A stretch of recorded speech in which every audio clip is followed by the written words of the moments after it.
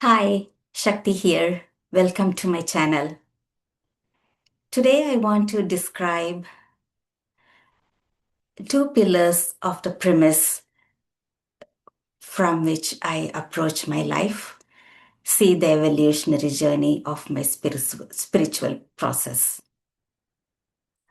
The first pillar is the microsystem, seeing the human body as a chemical, biological, cosmic interface. The second is the macrosystem, looking at the cyclical nature of time, Kala chakra, and the connection between the two. One of the primary markers of civilization is language. The depth and the architecture of a language dictates what the human mind can perceive. If a language lacks certain words,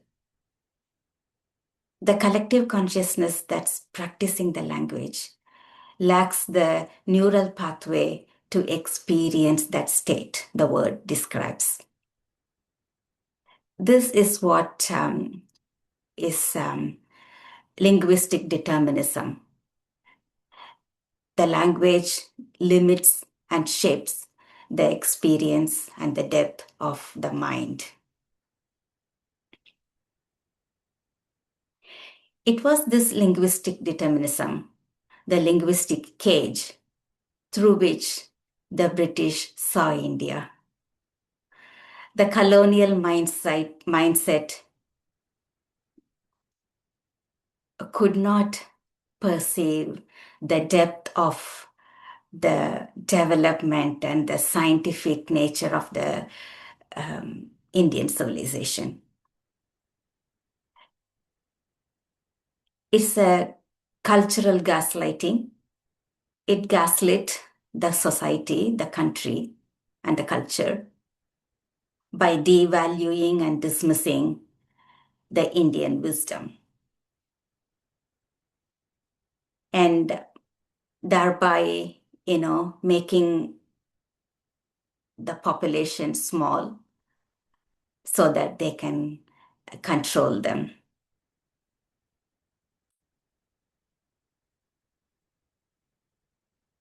Stripping away all the historic biases and the modern commercialization and the reductionism of the Indian Vedic sciences, I want to look at Jyotish, the science of light, the study of light, as a sophisticated, highly mathematical framework that connects the microsystem and the macrosystem.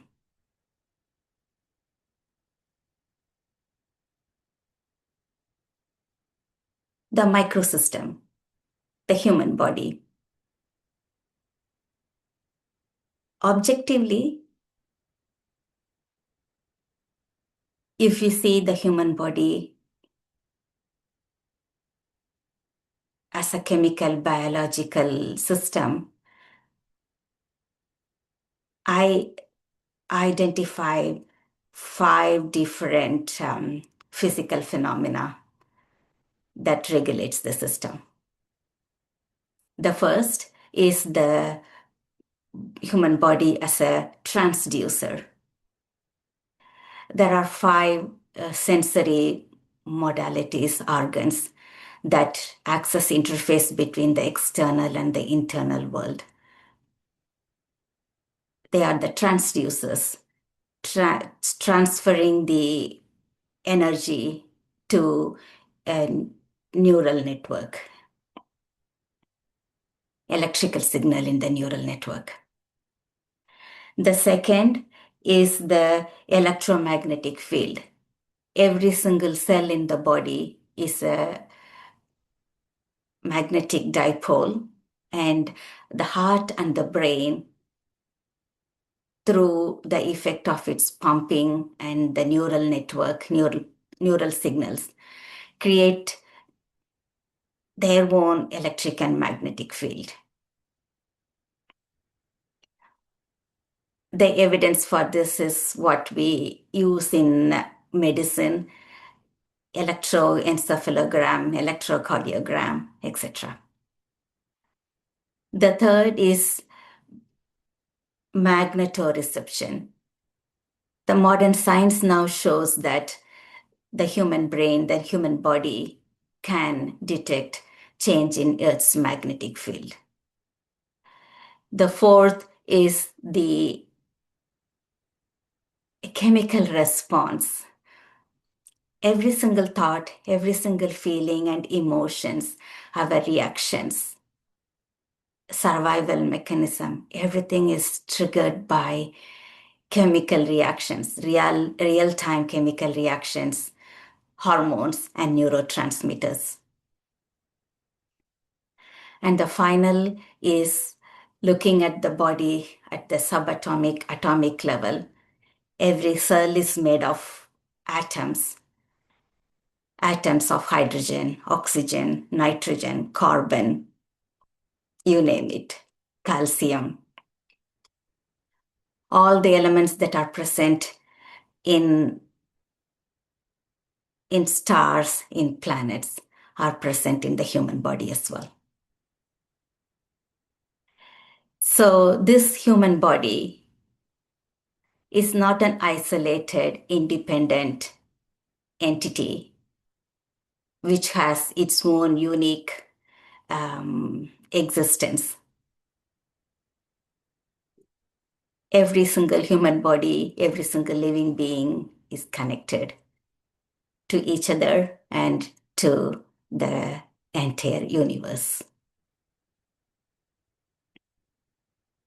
The second pillar is time. In Indian system, it is even in practice today, time is considered as cyclical.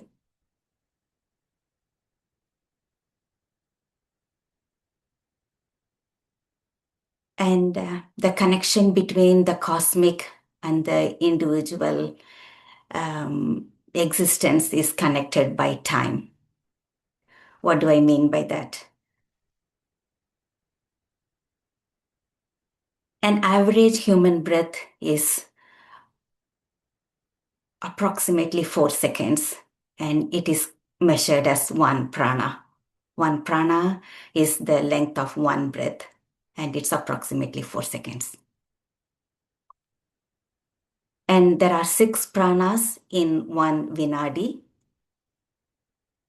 and 60 vinadis in one narigai, and 60 narigai in a day. And the day is from sunrise to the next sunrise. So there are 60 narigai in a day from sunrise to sunrise. This is, of course, where the day and night are equal. So 30 narigai in a day and 30 narigai in night.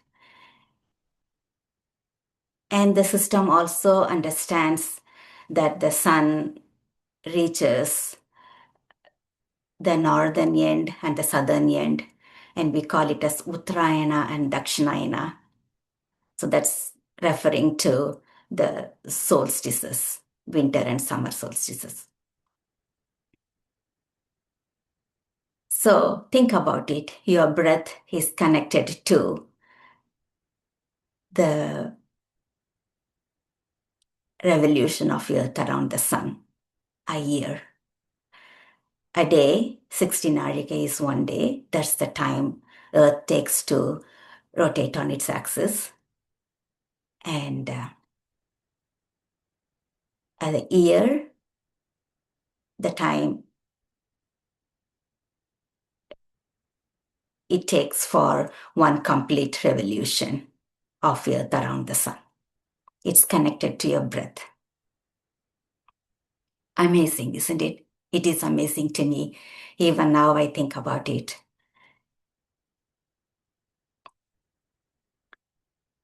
So how is it connected to the individual, the measurement of time in much deeper way? This is where I go to Jyotish, the study of light. which the modern day reduces to astrology.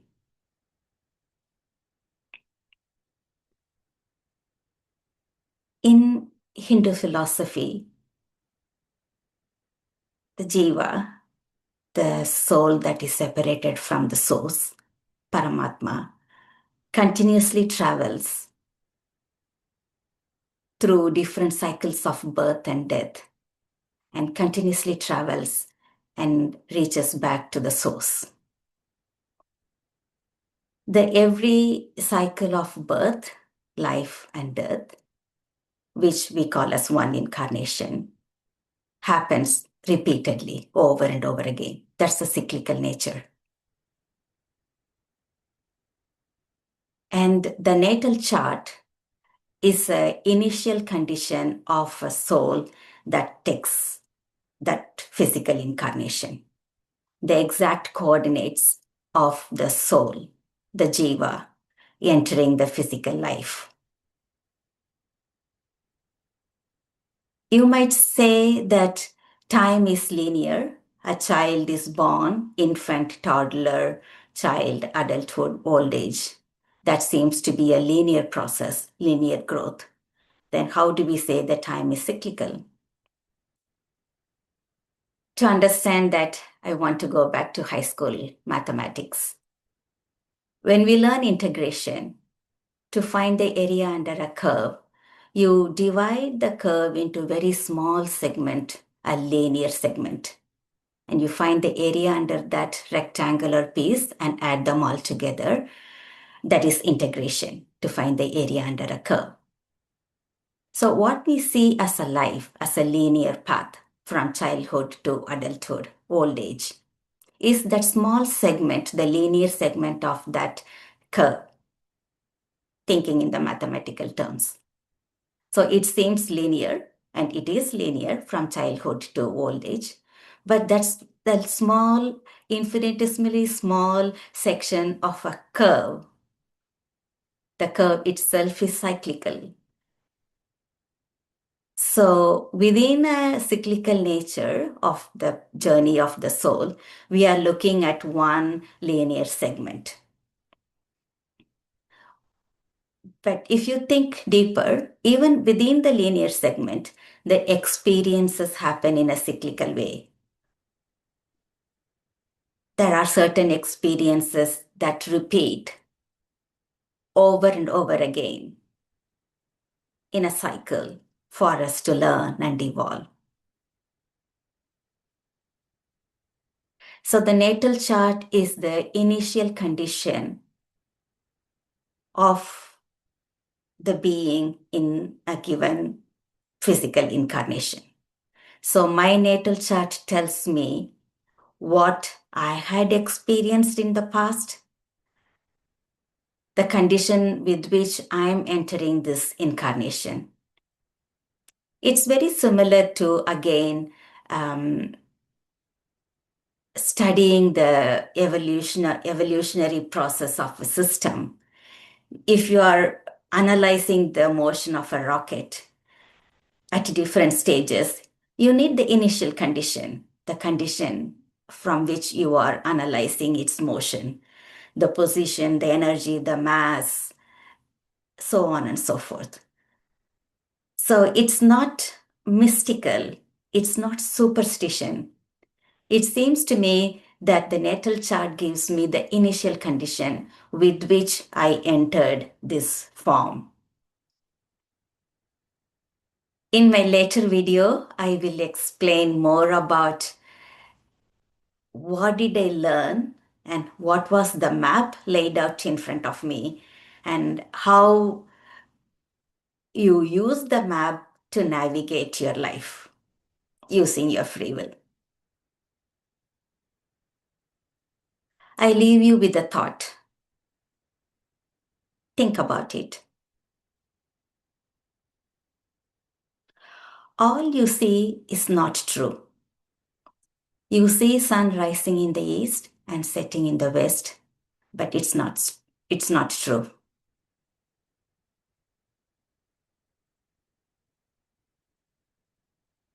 All you don't see is not false. You don't see the earth as a globe, as round. You don't see it, but it's not false. Think about it. Come out of the linguistic cage and see the potential, the possibility, what you can perceive beyond your language. Thank you. Welcome to the baseline.